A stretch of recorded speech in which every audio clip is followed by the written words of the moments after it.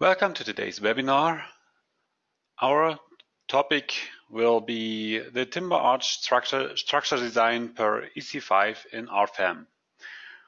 We will model this structure on the right, show how the loads are applied, and then do the design. My name is Moritz Bertram, and I will lead through the webinar today. My colleague Bastian Kuhn, who is also in charge of the timber modules, will answer your questions. You can ask questions using the control panel, which you can show and hide, usually on the right side of your screen. And you can type in your questions in the corresponding box down here. Also, you can adjust your audio device in the control panel if necessary. Should your question not be answered during the webinar, we will send you a follow-up email with the answer later on. Now we will have a quick look at our agenda today. We will have a brief look at the options for timber design using our software. Then we will do the modeling and loading of an arch timber structure in RFEM. And in the end, we do the design of the timber components in RF Timber Pro. Let's have a look at the timber design add-on modules. Here we have the module RF or just Timber Pro, always depending on if it's for RFEM or RStab. With this module, we can do a design for timber members per Eurocode 5 or the Swiss standard SAA 265. Then we have the module RF Laminate for the design of laminate surfaces. We have several modules for different standards, the US standard, Canadian, Brazilian, and South African standard. And today we will use the module RF Timber Pro. Then we have several modules for the design of timber joints. First is RF Joints Timber, steel to timber, which can do a design of indirect connections per Eurocode 5 and American standards. Then the module RF Joints Timber, timber to timber, for the design of direct connections per Eurocode 5. And then we have RF Limits, which does a comparison of results with defined limit states with timber fasteners by Shiga, Sherpa, Wirth, Simpson Strong Tie, Knapp, and Pitzel. And then we have a module family or program family called RX Timber with the program RX Timber glued laminated beams, then continuous beams, a module or a program for timber columns, one for coupled purlins and continuous beams. Then we have the program frame for the design of 3-hinged frames with finger joint connections. We have the design for truss bracing for stiffening, and we have the module RX Timber Roof for the design of monopitch and dual pitch roofs. All of these are available for Eurocode 5. Then let's have a look at the at RFEM, and here we will now make a new model. It's supposed to be a timber arch structure.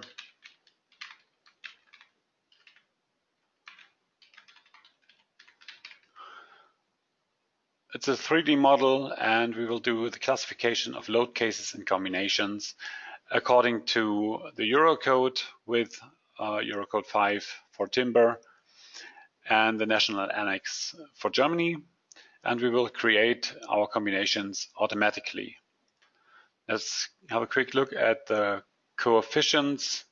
The partial safety factors and the combination coefficients are fixed. but we can do changes for the factors of the construction. We will keep the consequences class at number 2, and for the deformation coefficient for timber structures, we will select the service class number 1 for 20 degrees Celsius and about 65% humidity. So it's not very humid environment. Okay, we make this new structure. You've already seen it, but I want to show how to model, so we go in here. At first, I will make a line from 0, 0, 0 over x 10 meters, z minus 5, so it's upwards, and x 20 meters, z 0. Let's look at that from minus y. So now we have this line, and if we edit the line, we can select the register member, make a member available at this line. This is supposed to be a beam, which gets a new cross-section. The cross-section is supposed to be a parametric rectangular timber cross-section with a width of 140 millimeters and a height of 440 millimeters. The material is supposed to be glulam timber GL 28C according to the German Eurocode. Okay. The member is not supposed to be rotated. Okay. So that's what it looks like. And we want to have supports at both ends. So I select both of the end nodes and apply a new nodal support. The support is supposed to be fixed in X, Y, and Z direction, and it's supposed to have a restraint around Z direction. Okay, so we have supports. Next, we will divide this. Oh no, at first I make a new set of members out of that. So right click on the member, select create set of members. Okay, so I already have that, and if I now divide the line or the member and copy it, so it's always there, and it's also copied with the structure. So right click, I want to divide this member into 3 equal parts. I use the option divide member with n intermediate nodes for that. And if I have 2 intermediate nodes, then I get 3 equal parts. And now I can copy these 3 members with their supports. And while copying that, it's supposed to be 5 copies, 5 meters in Y direction for each span. And if I use the expanded settings for these copy functions, I can create lines between nodes and new members between these nodes. So now as templates, I would only have the rectangle 140 by 440. That's not what I want. I want a new member as template. So I have to create a new member. And this coupling between these girders is supposed to be a truss. Gets a rectangular timber section with a width of 120 millimeters and a height of 120 millimeters. The material is the same as before. Okay, okay, okay, okay. So that's almost our structure. I delete the lowest couplings because I don't need them here. And I want to divide all these members at their intermediate nodes where the couplings are attached. And for that, I use the function connect lines or members. So click that, draw a box around that, and most of the girders are divided. I don't know why not all. These two are not. Now they are divided. Okay, so we got that. Now we want to rotate these couplings so their top edge is parallel to the top edge or the edges of the girders.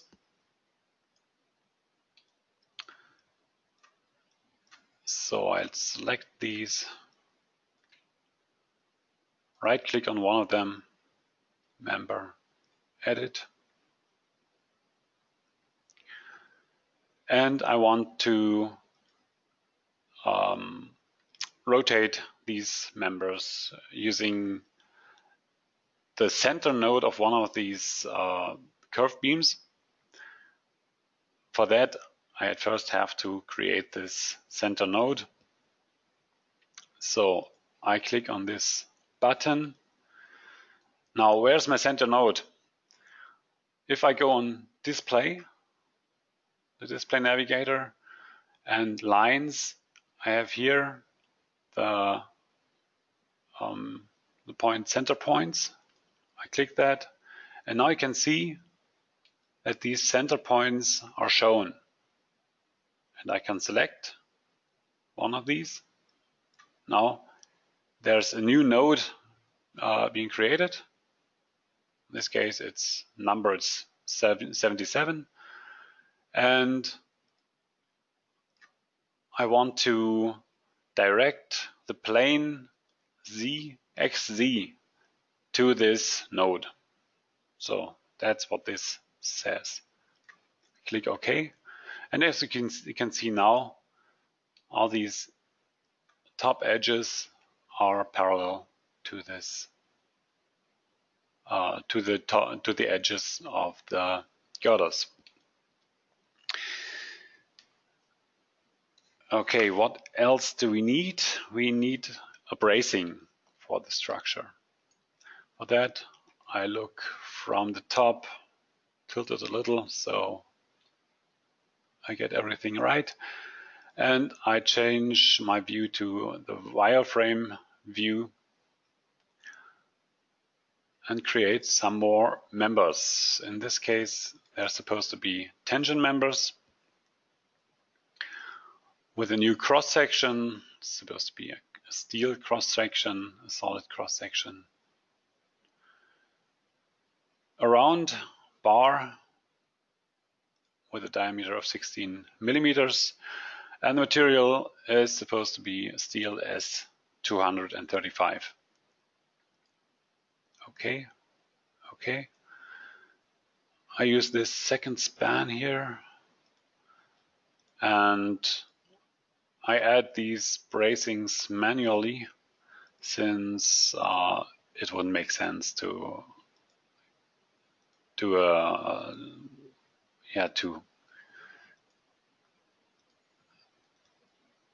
use some functions for that, because I'm not going to be any quicker than that. Okay.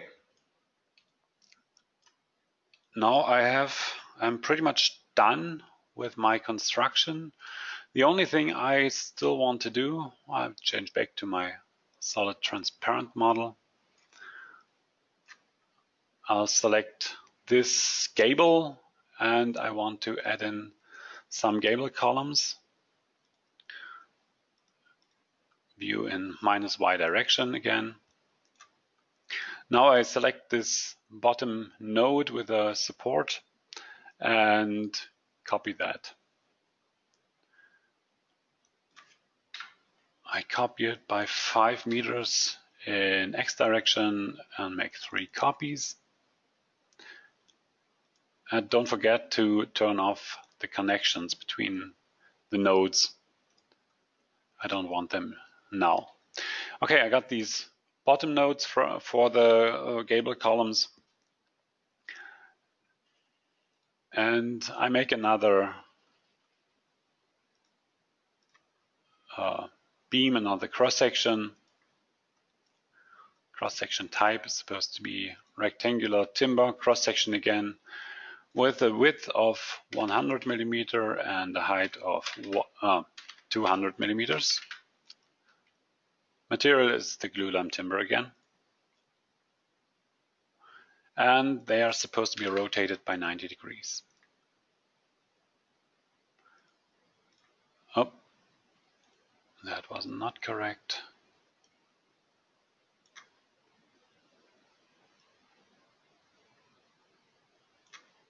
No.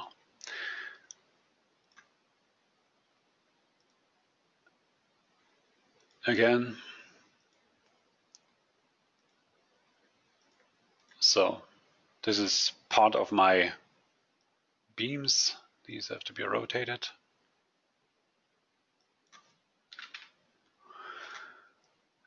And now I want to extend these members up to the girder. And so I want to extend these members to the next member or line. And I want to divide the target member. And I want to extend on the member end. Okay, so these three columns are going up to the girder now. The last thing I want to do to these columns is get them a hinge at the top. So I want to edit them because they're not supposed to take up any normal forces. Later on, you could just take them out because you want to extend your building, and so they don't have anything to do with the total stability of the building.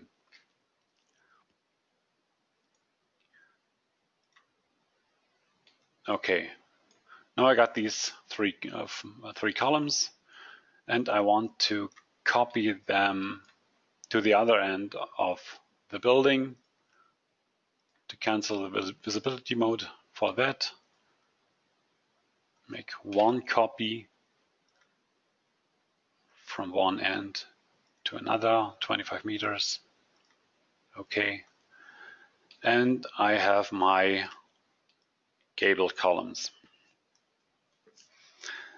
So before we can start adding the loads to the building, we have to show the numbering, because for the loads it's sometimes important that the numbering is ascending for a member list.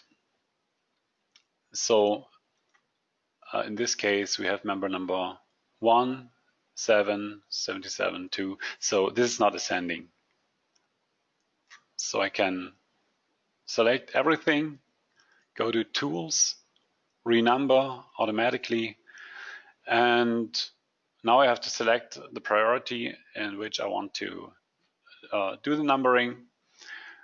My main priority is supposed to be on the y-axis in positive direction. Then the second priority lies on the x direction, also positive, and the third on z direction, also positive. Okay, so now we have 1, 2, 4, 5, 3 is the column. So it's not consecutively, but ascending, and that'll be enough for our purposes. Okay, now we can go ahead with the loading. I'll add a new load case. This the first load case is supposed to be self-weight, and I will add, or I want to add, the roof weight to that. So I add roof system. This is permanent, and the self-weight is active, so it's calculated by the program, and the load duration is permanent. Okay, and I need to add some loads for the membrane roof I have on here.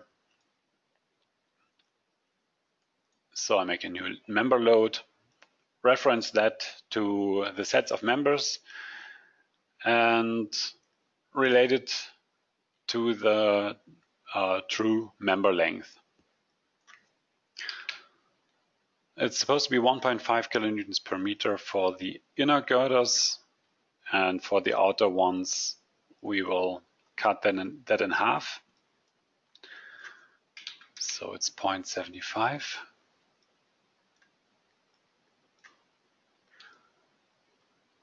That's what it looks like. Then we go on with a second load case. This is supposed to be snow, short term. And we can go ahead, pretty much the same, although we now relate the load to the projected member length, which is the correct one for snow. It's a uniform force of 3.4 kilonewtons per meter. Yeah. I'll just show you again on the PowerPoint presentation. So we have a load, uniformly distributed load according to Eurocode for arched roofs, and this adds up to 3.4 kilonewtons per meter. So I change back and add these loads to the structure, to the inner girders, and you see it's kind of like stairs on here. That depends on the closest distance to the members, so it just looks a little funny, but it's correct. And for the end girders, I cut that in half again.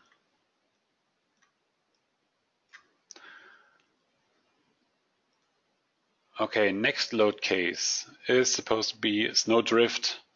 So we have 0 at the beginning, 8.5 at the quarter, then in the middle again 0, half of the 8.5 on the other side, and so on. And we change back.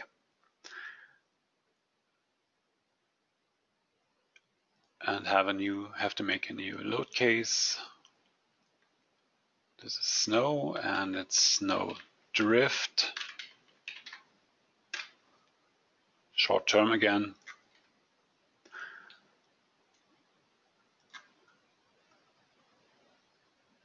And in this case, it's supposed to be varying. So at 0, I want to have 0. Then at 5 meters, it's supposed to be 8.5. At 10 meters, it's 0 again. At 15, it's 4.25. And at 20 meters, it's 0 again. So that's what it looks like. Click OK. And I add that to these girders. Looks similar to the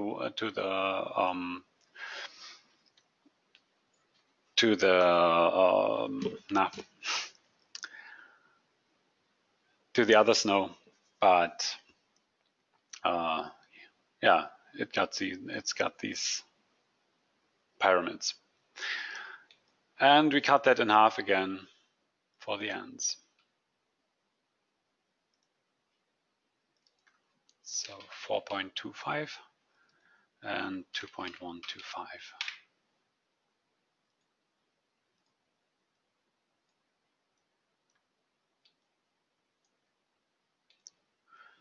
Okay, that looks good. And we can go on to the next load case. Next load case is supposed to be wind in lateral direction in plus x direction.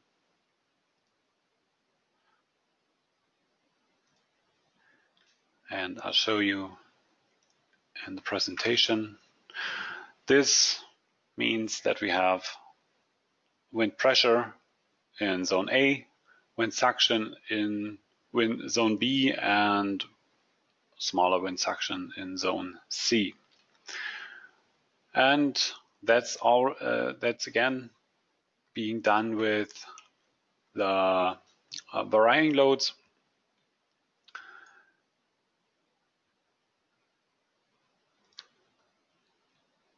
So I go back to sets of members, varying. In this case, we shouldn't use absolute values for the length, but go with relative values. Makes things a lot easier. So we go with 25 again, because we got two values in this place, then 75 again, and 100. And we go up to 1.3, 1.3, minus 3.1, minus 3.1, minus 1.3, and minus 1.3 again. Okay, and got a mistake in there. So I go back. Oh, I hope I haven't done anything stupid. No. Still everything fine. I have forgot to direct that to the true member length. It's the direction. So that's still in there. And that's what it's supposed to look like.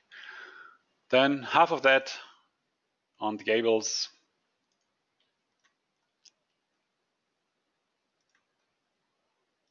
So 0.65, 0.65, minus 1.55, minus 1.55, and minus 0.65 twice.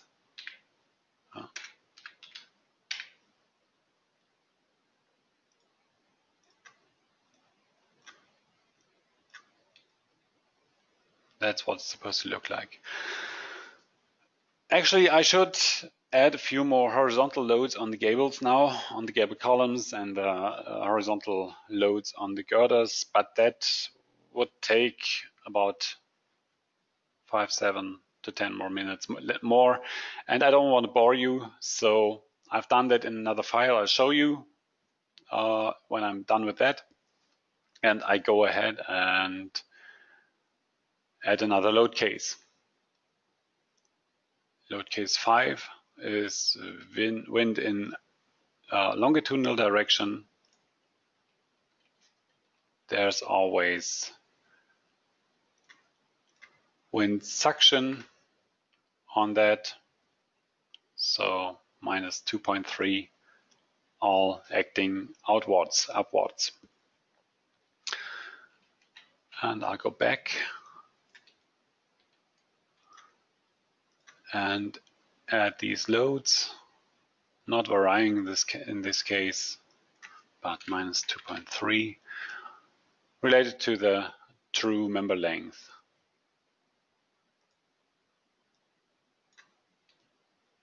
Like that, and half of that on the gables again. So minus 1.15.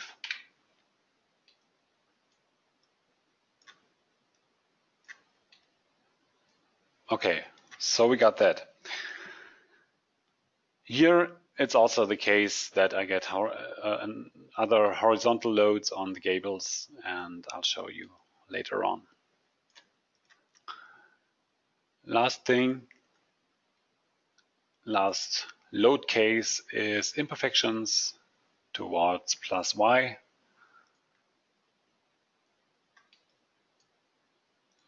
So we want to add a new imperfection in local y-axis according to Eurocode 5, and it's supposed to be a precamber of 1/400 of the length of this girder. And this is applied to, oh, no good. I'll do it again, and I have to reference it to the sets of members, of course.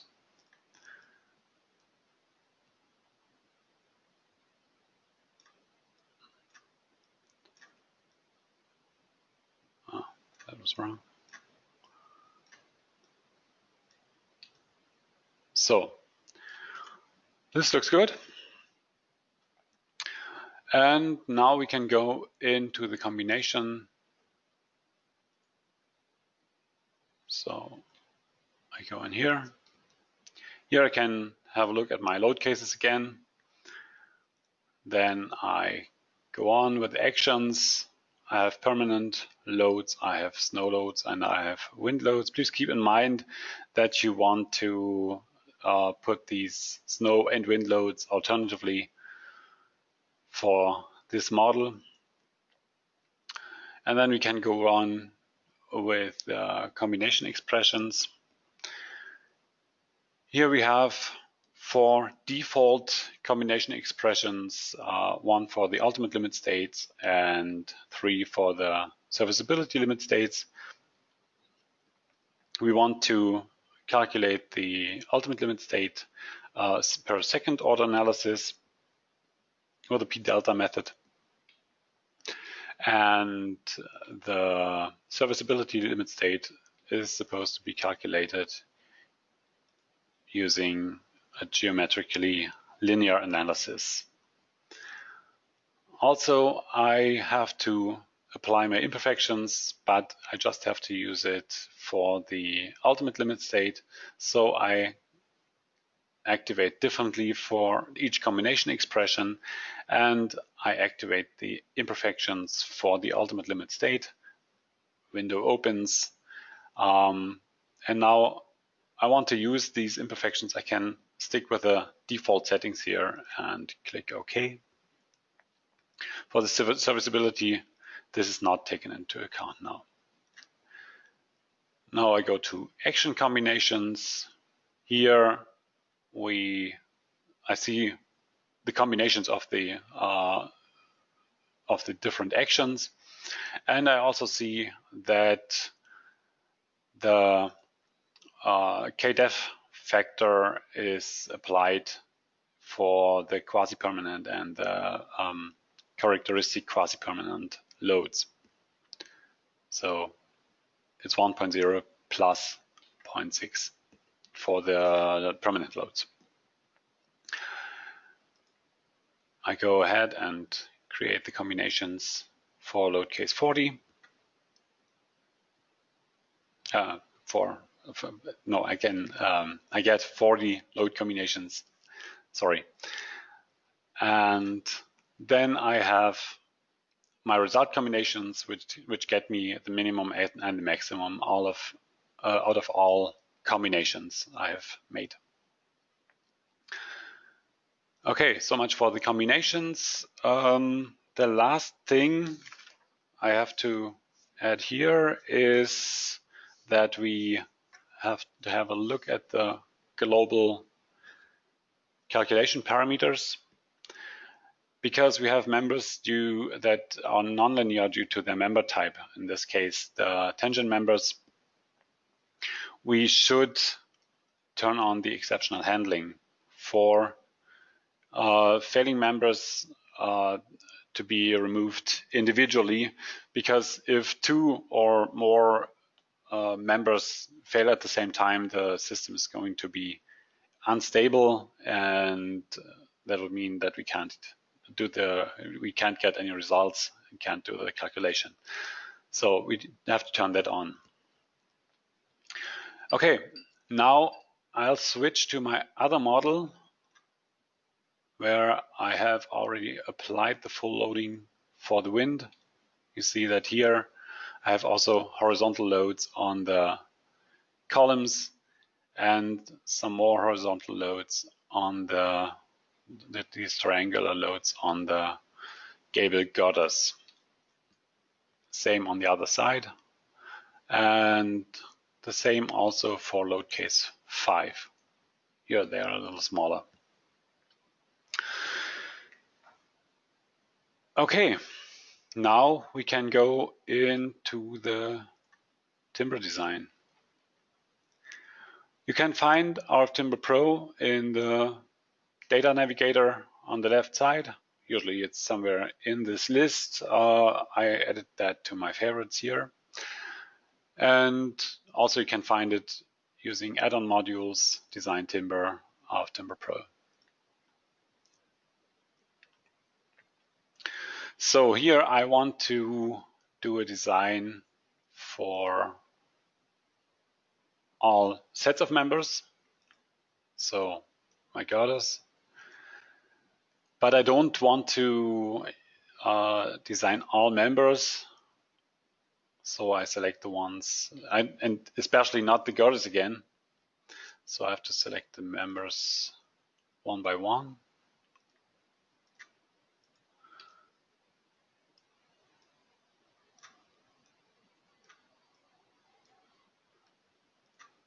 I click these one by one because I don't want the bracing to be selected. Doesn't matter though. The program is not able to design it, or the module. Okay, I've selected my members to be designed. Then I select the standard I want to use for the design, in this case Eurocode 5 with the national annex DIN for Germany. And I have a quick look at the parameters of this national annex. Here I want to turn on the increase of bending strength for a height, for glulam with a height of smaller than 600 millimeters. Okay. And I have to set some details. For stability, I want to use stability analysis according to second order theory, which requires a definition of the imperfections in RFEM, which we have done, so we can do that. And also using this register other, I want to set a maximum allowable design ratio for the cross-section optimization I'm going to do. So we have some reserves later on, so I can quasi manually have a look where I can still optimize the structure. Okay. Of course, I have to select some loads. So result combination number 1 for the ultimate limit state, and serviceability for the serviceability limit state, I use the result combinations 2 through 4.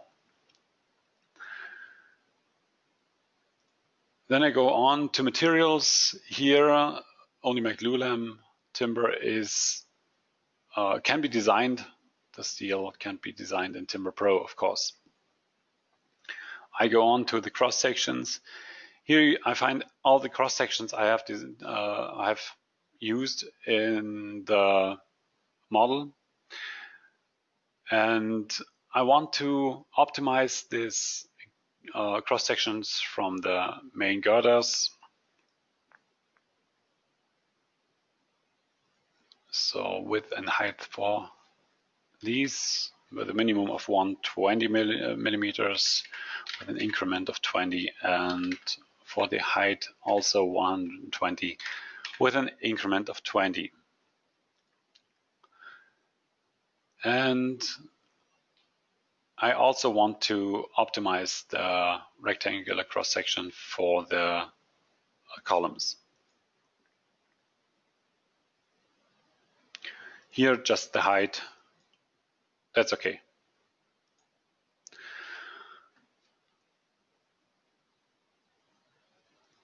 So we can go on to the load duration in service class. Here we have, we can check what our load duration classes are, and we can check which service classes we are using. We have selected the service class right at the beginning, and we keep it at service class 1. Then we can go on to the effective lengths. For the buckling, the regular buckling, we have already said that we want to do that according to second order theory. And for lateral torsional buckling, we leave that at member length. It's just for the coupling and the columns in this case. And since these are all hinged at both ends, we can just stick with that. For sets of members, we can't do a design for lateral torsional buckling that easily. That has to be done using different means. For example, I forgot the term in English.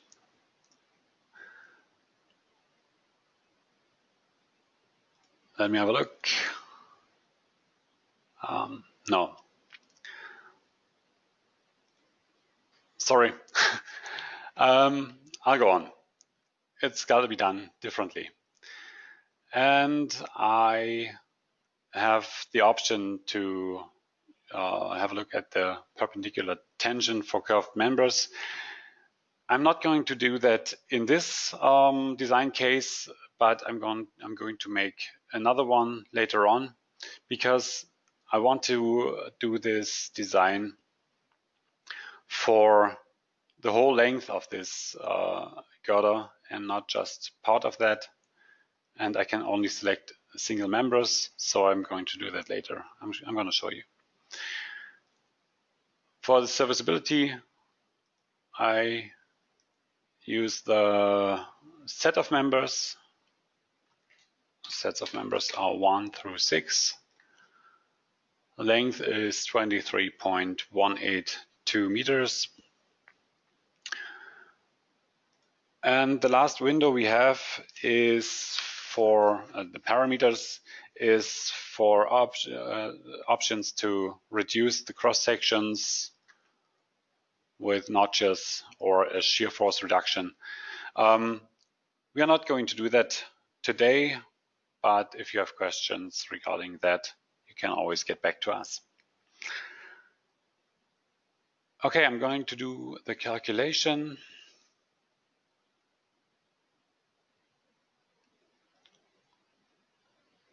Okay, the internal forces also have to be calculated.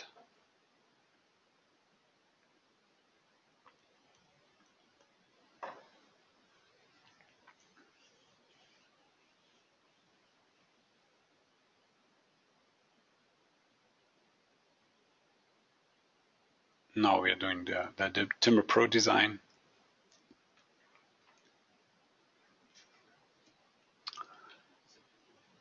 And we have some results. We have a maximum design ratio of 86%, which is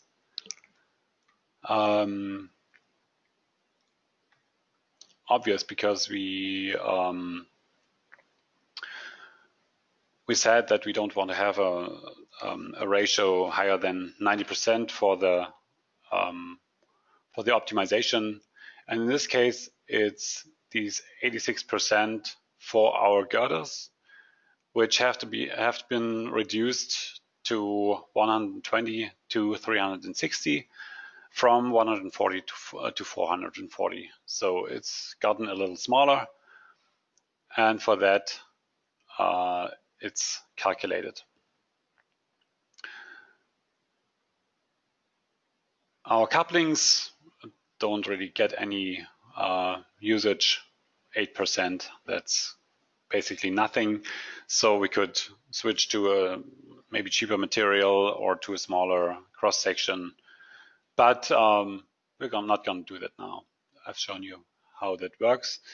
Also, the columns have not been reduced.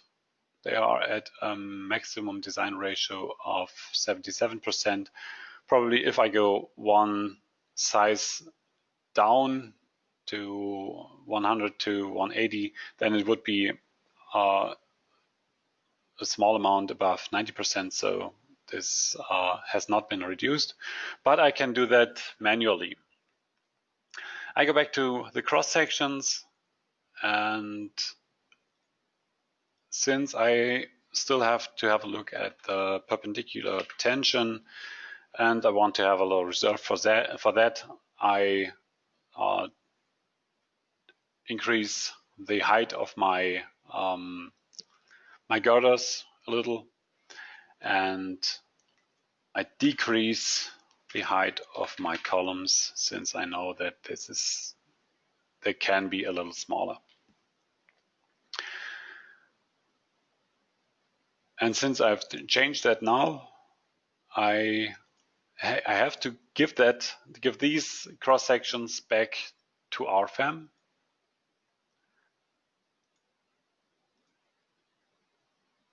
I exported all of them to RFEM, and I have to recalculate that, of course, because this is going to have an impact on the deformations especially, and on deformation design serviceability.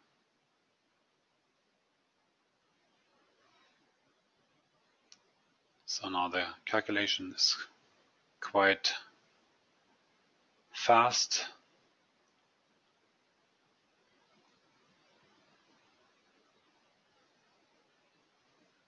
So let's have a look at the design ratios now. Cross section is best. So I've increased the height of this rectangle, so it's gone a little down, the usage, from 86 to 83%. Serviceability is at 37%, so that's not a problem. And for the columns, we are now at 95%, which is a pretty good usage. Okay, I make another design case now. New case for the perpendicular tension.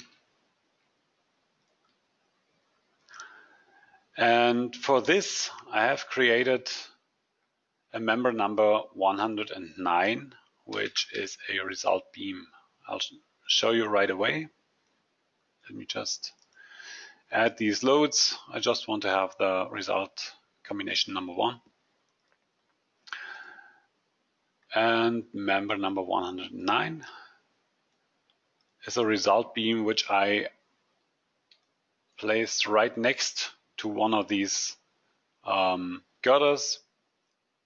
It's 1 centimeter besides that, because I would get problems if I would set it in the same place.